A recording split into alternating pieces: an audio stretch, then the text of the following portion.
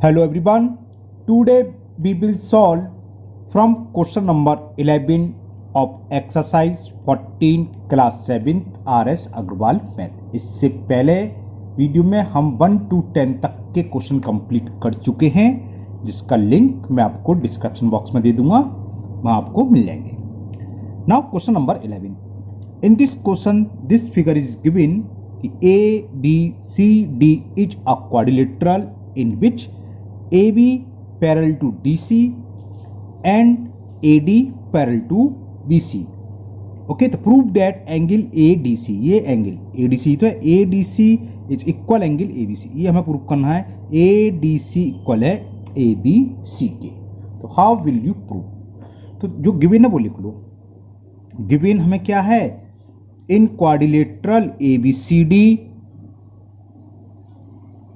इन quadrilateral ABCD, AB parallel किसके है? AB is parallel to DC and AD is parallel to BC। Okay, अब हमें prove क्या करना है वो लिख लो। To prove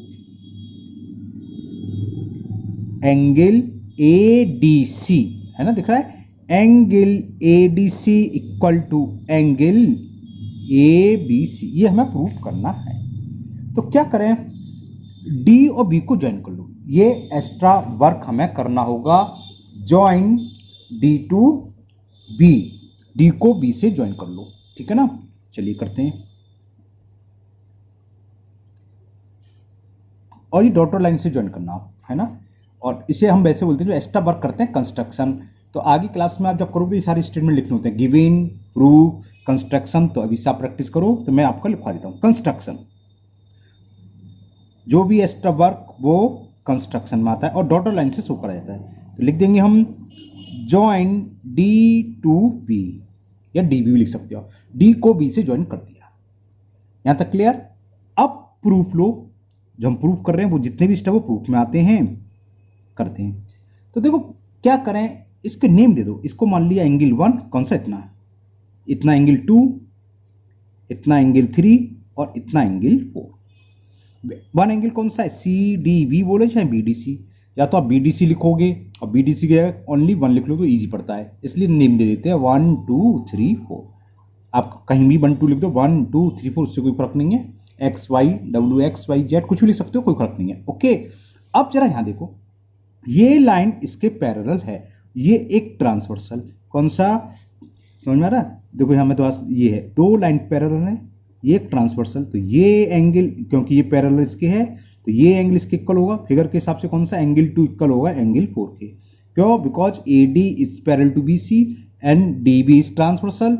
this angle equal to this angle, कौन सा कहलाता है? ये एंगल अल्टरनेट इंटीरियर एंगल्स। तो हम लिखेंगे AD parallel to BC, proof में लिखेंगे। तो हम लिखते हैं because AD parallel to BC, so, और ये एंगल कौन सा है? 2, एंगल 2 इक्वल टू एंगल 4। और लिखना चालू सकते DB इज ट्रांसवर्सल, चलो ये भी लिख दो। और DB इज ट्रांसवर्सल, है ना। DB क्या है? Transversal. DB is transversal,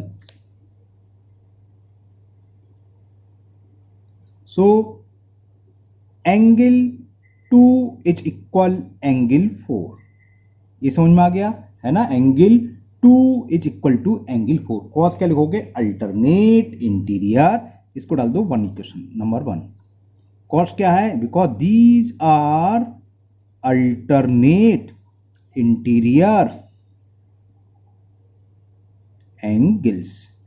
same अब इसके लिए करेंगे। देखो सामने भी तो ऊपर या अपोजिट साइड है, क्या ये लाइन इसके पैरेलल और ये ट्रांसवर्सल, तो ये एंगल इक्वल टू ये होगा, वही अल्टरनेट। और ये वाला एंगल कौन सा है? 1, और ये एंगल कौन सा है? 3। तो 1 इज इक्वल एंगल 3। क्या लिखोगे? ये लाइन कौन सी? DC parallel to AB। तो प्रूफ में हम लिखते हैं and DC parallel to AB, और क्या है? DB is transversal. इसके लिए तो ट्रांसवर्सल है DC, है ना। देखो ये रहा, ये लाइन इसके पैरेलल और ये इसको कट कर रही है, इन दोनों को। इसको बात समझ में आ गई। तो ट्रांसवर्सल एंगल 1 इक्वल टू होगा एंगल 3 और D B is a transversal, so angle 1 is equal to angle 3। इसको डाल दिया इक्वेशन सेकेंड। कॉज क्या है? Because these are alternate interior angles. बस हो गया प्रूफ। क्या करें? इन दोनों को ऐड करा। ऐड क्यों करें? जब ऐड करेंगे तो 2+1 आ जाएगा, और 2+1 मिलकर क्या हो जाएगा? 2+1 का ये आएगा, प्रूफ करना इक्वल हो जाएगा 3+1। अगर दो इक्वेशन इक्वल हैं तो हमको ऐड करें तो लेफ्ट हैंड साइड में लेफ्ट हैंड साइड ऐड होगी और राइट हैंड साइड में राइट हैंड साइड होगी। इक्वल है तो वो भी रिजल्ट भी इक्वल आएगा, है ना। तो लिख दोगे adding equation first and second we get क्या है? Angle 2 plus angle 1 is equal angle 4 plus angle 3। और 2+1 मिलकर क्या हो गया? मैंने अभी दिखाया था, ये हो गया एंगल ADC और ये हो गया एंगल ABC। यही प्रूव करना था कि angle ADC is equal angle BDC। तो ये हुआ proof. Okay, now next question number 12। Now question number 12. In this question, this figure is given. Line L is parallel to M. क्या given है? L is parallel to M and P is parallel to Q. This angle is given 65 degree. तो A, B, C, D. तो find the measure of each angle A, B, C, D. इन सबको हमें find करना है। तो बहुत easy question है। देखो A तो सिंपल हो गया। A is equal to 65। Cause क्या लिखोगे?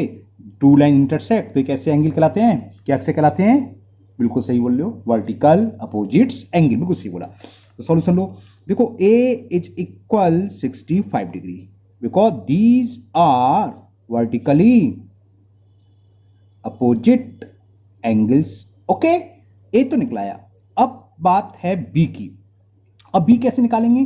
देखो लिखो P, ए की वैल्यू निकलाई, एक उसको ऐसे लिख लेते हैं। अब P is parallel to Q, ये दोनों पैरेलल हैं, और L इज ट्रांसवर्सल। चलो लिख देता हूं। और L क्या है? L is transversal.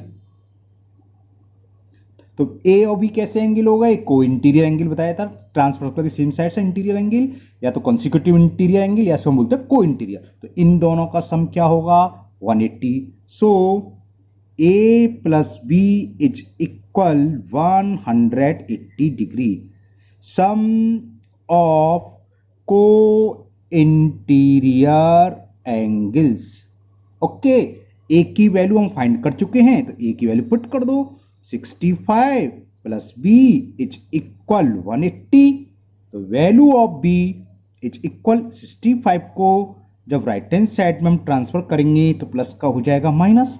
और 180 में से 65 मान लो 60 120 115 आ गया। ये तो मैंने सेपरेट कराया। 10 में से 5 गया 5, 17 में 6 गया 11। तो बी की वैल्यू भी फाइंड हो गई। जब ए भी फाइंड हो गए तो हम सी डी भी फाइंड कर सकते हैं। अभी हमने आपको प्रॉपर्टी ऑफ पैरेललोग्राम नहीं बताई है ना। ओके, देखो वैसे क्या होता है, ये लाइन इसके पैरेलल, ये लाइन इसके पैरेलल, अगर अपोजिट साइड्स पैरेलल हो तो वो क्वाड्रिलेटरल पैरेललोग्राम होता है। और पैरेललोग्राम में अपोजिट्स एंगल इक्वल होते हैं। तो सी की वैल्यू क्या होगी? सी इक्वल टू ए। लेकिन ये भी हमने बताई नहीं है, सिलेबस में भी आपका आया नहीं है। तो चलो दूसरे तरीके से करते हैं इसको, वरना एक तरीका ये है। तो सी इक्वल टू आएगा ए के, तो सी की वैल्यू कितनी आएगी? 65। दूसरा तरीका क्या है? देखो हमने बी निकाल लिया। बी कितना है? 115। अब देखो ये दोनों लाइन पैरेलल हैं और ये ट्रांसवर्सल, तो बी प्लस सी भी तो 180 होगा। होगा नहीं होगा? नहीं आई समझ में? देखो एल एम पैरेलल है, ये ट्रांसवर्सल है, तो कौन से हो गए? सेम साइड से ट्रांसवर्सल के, और इंटीरियर एंगल है तो को इंटीरियर एंगल। तो वही लग दो, B plus C is equal 180। लिखना चाहो लिख सकते हो कि L is parallel to M, और इसके लिए कौन सी? And P is transversal. P तो आ रही है, इन दोनों को दो लाइन ट्रांसवर्सल है, पी है और क्यू है। और P is transversal,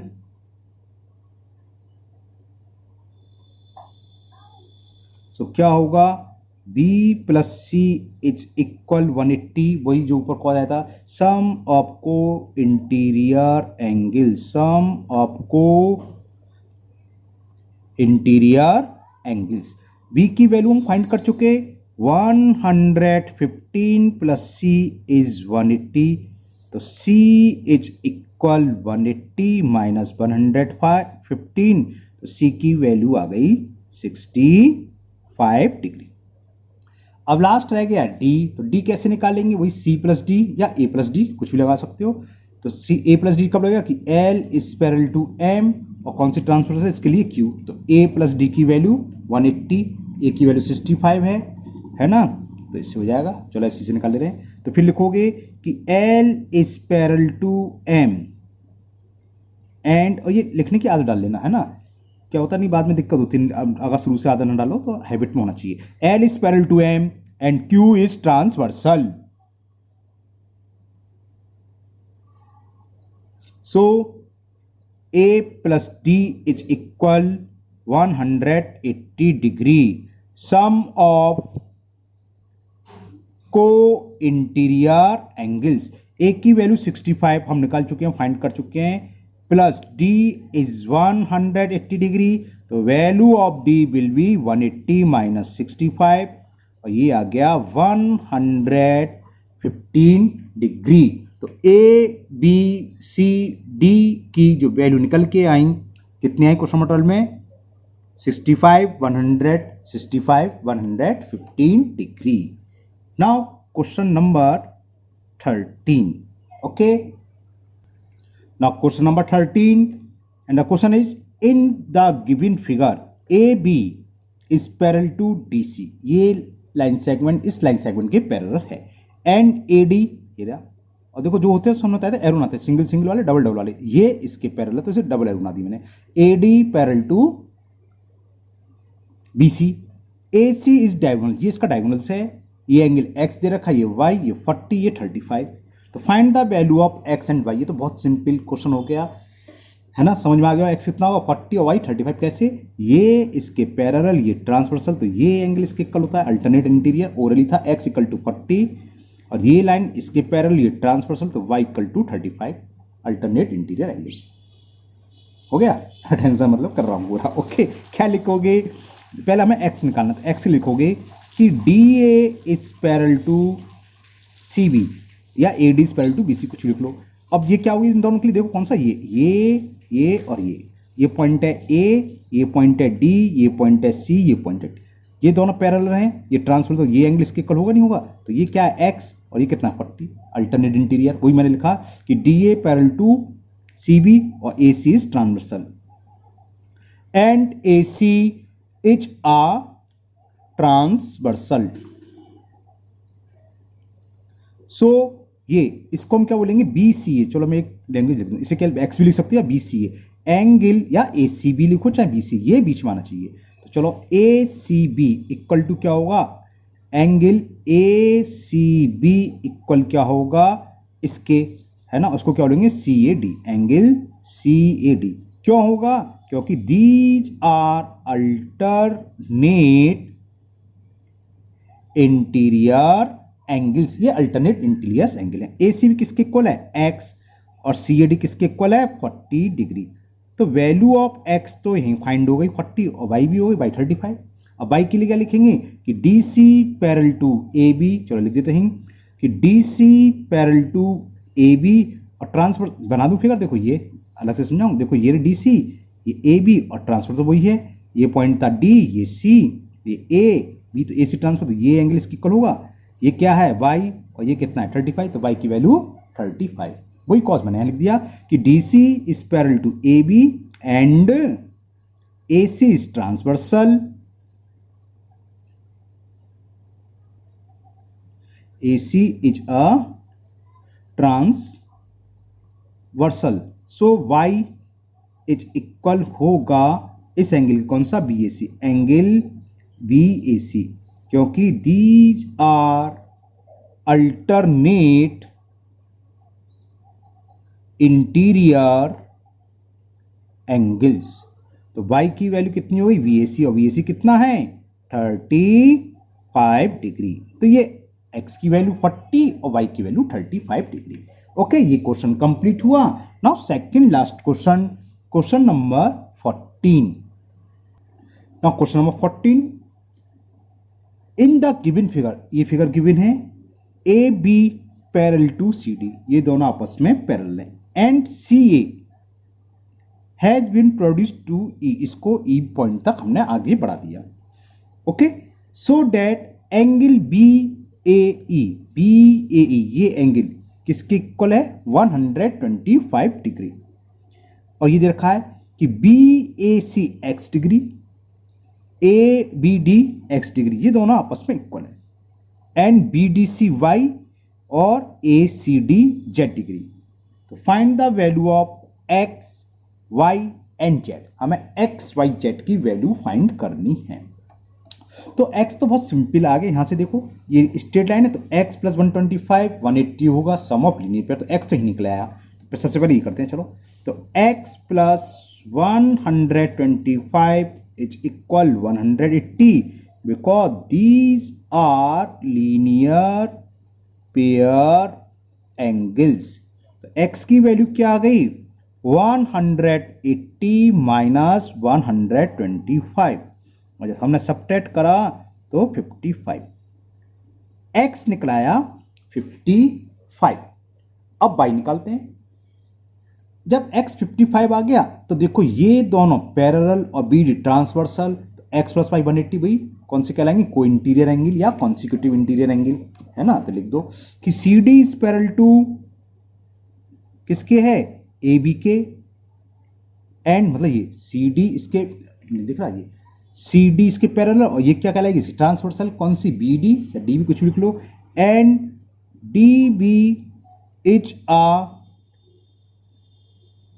transversal. So क्या होगा x प्लस वाई की वैल्यू क्या होगी 180 डिग्री। क्यों होगी, क्योंकि हमें नाम में सम ऑफ को इंटीरियर एंगल्स 180 होते हैं। x की वैल्यू हम फाइंड कर चुके 55, y की वैल्यू हमें निकालनी है, तो निकलाएगी तो y इज इक्वल 180 माइनस 55, कितना आ गया 180 में से 55 60 मान लो 120, तो 125, ये y निकलाया, x निकलाया 55, y निकलाया 125। तो z भी हुई होगा, कैसे होगा z, देखो ये चीज x plus z equal to क्या 180, x प्लस वाई वाई आया तो वही दोनों आएगा इक्वल, लिख देते हैं। चलो अब यहां लिख देते हैं, क्या लिखेंगे कि C D is parallel to A B and C A is a transversal. दिखाता हूं मैं आपको, जरा C D parallel to A B, अब इसके लिए ट्रांसवर्सल बहुत हुई ना, वो तो उधर थी इस एंड में, इस एंड में ये सी ए, तो x plus z equal to 180 sum of co interior, तो वही हमें लिख देंगे, तो x plus z is equal 180 degree, क्योंकि these are co-interior angle, or we know that the sum of co-interior angles will be 180। x की value हम find कर चुके हैं 55 plus z is equal to 180, तो z आ गया 125। 180 में से जब हम 55 को सब्ट्रैक्ट करेंगे तो आ जाएगा 125, तो ये आंसर हो गया, x आया 55, y 125 and z is also 125 degree. Now last question of this exercise 14 या चैप्टर ए की एक्सरसाइज में, और there are 3 parts in which of the following figures 2 line L and M are cut by a transversal T. Find whether L is parallel to M। हमें ये बताना है कि L M के पैरेलल है कि नहीं है। फर्स्ट फिगर ये है, एक ये लाइन है L और दूसरी लाइन ये बनाई है M, और ये एक ट्रांसवर्सल है T। This angle is 40 degree और दिस एंगल इज 130 डिग्री। तो क्या ये पैरेलल हैं, ये थोड़ी जड़ी हुई है, आप स्ट्रेट लाइन करोगे ना स्केल से होना होगा तो सीधी आएगी। तो पैरेलल लाइन कब होती है, ये एंगल और ये एंगल इक्वल आ जाए, करस्पॉन्डेंस एंगल इक्वल आ जाए तो पैरेलल होगी। जब हम ये एंगल निकालेंगे तो क्या आएगा, देखो 180 में से 130 50 डिग्री आएगा। ये 40 ये 50 इक्वल नहीं है, तो ये एल और एम पैरेलल नहीं है। इसको हमने मान लिया एंगल 1, नेम दे देना एंगल 1, फर्स्ट पार्ट कर रहे हैं। तो देखो 1 + 30 लिखोगे, एंगल 1 + 130 की वैल्यू क्या होगी 180, क्योंकि ये कैसे हैं लीनियर पेयर एंगल्स हैं। तो 1 निकालो, तो value of angle 1 is 180 minus 130, तो एंगल 1 की वैल्यू आ गई 50 डिग्री।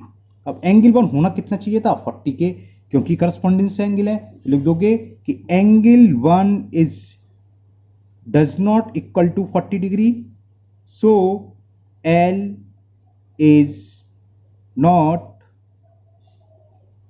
Parallel to M. बात समझ में आ गई? क्यों होना चाहिए, क्योंकि पैरेलल प्रूव करनी है। पैरेलल के लिए हमने बताया था तो करस्पॉन्डेंस एंगल इक्वल हो, या कोई इंटीरियर एंगल का सम 180 हो, या अल्टरनेट इंटीरियर एंगल हो। दूसरा तरीका तो 40 है, ये भी निकाले तो 40 और ये निकाल चुके हैं, तो अल्टरनेट भी इक्वल नहीं है, तो ये पैरेलल नहीं होंगे। समझ में आ गया ना? Now second part. अब in second part this figure is given, this angle is 45, this angle is 145। हम ये एंगल निकालने, अगर ये एंगल इसके इक्वल आ जाता है तो ये अल्टरनेट इंटीरियर एंगल इक्वल होंगे तो ये पैरेलल होगी, अगर इक्वल नहीं आए तो पैरेलल नहीं होगी। तो इस एंगल को मैंने कुछ नेम दे दिया, वही 1 दे दिया। तो 1 + 35, 1 + 35 की वैल्यू क्या होगी 180। क्यों? क्योंकि ये कैसे हैं लीनियर पेयर एंगल्स। तो एंगल 1 की वैल्यू आ गई 180 माइनस 35। चलो 40 मान लें, अगर ये 40 मान लेते हैं तो 180 में से 40 सब्ट्रैक्ट का 40 और 145 आ गया, तो ये तो हो गया भाई 145। अब देखो एंगल 1 सही है 40, हाँ हो गया। तो एंगल 1 और ये इक्वल आ गए, तो ये कैसी होंगी, these angle are equal, so ये दोनों अल्टरनेट इंटीरियर एंगल। तो L is parallel to M, तो यानी कि L is parallel to M। बात समझ में आ गया? बात समझ में आई ना? देखो ये 1 निकला आया और ये इक्वल है इसके, तो एंगल 1 = 145 आ गया। अब ये इसको कुछ नाम दे दी तो लिख देते, चलो, और ये बात समझ में आ रही है आपको? चलो कुछ नाम दे दूं मैं इसको, और इट इज इक्वल टू इसको कुछ नाम दूं ना तभी तो आएगा। M मान लो O और इसे दे दिया P, है ना, लिख देना। तो लिख लोगे कि MOP angle 1 is equal to angle MOP, और ये कैसे हैं alternate interior, so this implies L is parallel to M। अब लिखोगे but these are alternate interior angles, और अल्टरनेट इंटीरियर एंगल इक्वल होते हैं तो वो दोनों लाइन पैरेलल होती हैं। तो ऐसे लिख दोगे, या लिख दोगे यस L इज, इतने से काम हो जाता है, बात वही है, parallel to M। Clear? Now last part of this exercise and this video also, third part of question number 15। अब ये थर्ड पार्ट, ये फिगर दे रखी है, ये इसके पैरेलल, ये ट्रांसवर्सल है, ट्रांसवर्सल T है, ये L, ये M, ये 125 60। देखो मैंने ऊपर जो पार्ट्स करे, हो सकता है आपने कर रखा, आपने किसी और मेथड से कराओ तो उससे कोई फर्क नहीं है, क्योंकि पैरेलल प्रूव करने के लिए हमने कई मेथड बताए हैं कि को इंटीरियर का angle, correspondence angle, alternate interior angle, है ना, इसे तो हो सकता है किसी ने और तरीके से कराया हो, सही होना चाहिए तो वो भी सही है, ऐसा नहीं है कि वो गलत करा रहा है। अब ऐसे है, इसको भी हम कई तरीके से कर सकते हैं। कैसे? देखो 125 है तो या तो ये एंगल निकाल लो, ठीक है ना, कैसे 180 में से, और ये एंगल अगर इसके इक्वल है तो क्या होंगे, ये पैरेलल होगी क्योंकि अल्टरनेट इंटीरियर एंगल इक्वल हो गए। दूसरा तरीका, ये एंगल निकाल लो और इन दोनों का सम निकालें, अगर इन दोनों का सम 180 आता है तो भी ये पैरेलल होंगे क्योंकि कोई इंटीरियर एंगल का सम 180। तो चलो मैं ऐसे ही कर दे रहा हूँ इसको मान लिया हमने एंगल 1, तो एंगल 1 कितना होगा 125 और 60 180 नहीं आ रहा, ज़्यादा आ रहा है, तो पैरेलल नहीं है। तो क्या लिखोगे, एंगल 1 इज इक्वल टू 125। क्यों है? क्योंकि ये वर्टिकली अपोजिट्स एंगल है, तो क्लियर आपको, ये वर्टिकली अपोजिट एंगल है इसलिए इक्वल होंगे। तो एंगल 1 इक्वल टू 125 क्यों है, ब्रैकेट में लिख दिया these are vertically opposites angles. अब 1 + 60 निकालें, को इंटीरियर एंगल का सम 180 आना चाहिए। देखें एंगल 1 + 60 की वैल्यू क्या आती है, 1 आया 125 और ये आ गया 60, तो 185। तो क्या लिखोगे, लिखोगे which is not equal to 180, which is not, या यहां भी लिख सकते हो is does not equal to 180, short में ऐसे लिख देते हैं, है ना। ये लैंग्वेज लिखोगे तो लैंग्वेज विच इज नॉट 80 है, equal to 180 degree, so L is not